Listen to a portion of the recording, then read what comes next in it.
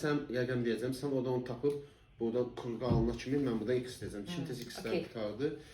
İndi birini sən deyirsən, yoxsa mən deyirəm? Mən başlayıram. Aha, denən rəqəm biləm. 70-ə kimi daha rəqəmlər. 70-ə kimi. Yəni, başladıq. De. 35. 35 oldu. Ölmüştü. Oy. 35 oradan gördüm. Hə, tapdım.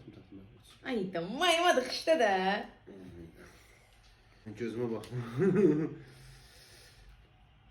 De sonra. 45. Stop. Mən metodla gedirəm, Az qaldı. 64. Stop.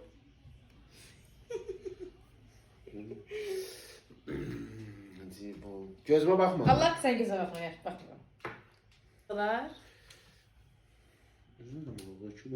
Rəqəm tapmışdım. Özümə də maraqlı ki, orada nə yazmışam ben. Yaxşı. De da. Asıl düzürsən. 42.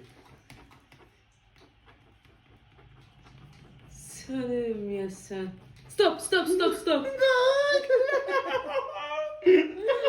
Tamam, indi mən baxmaram.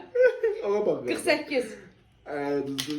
Cibabım yetimdə 48. Bizəcə baxıram metod. Sonra keçsən belə. Hardan biləsən? Sağ ol. Təkbir verin.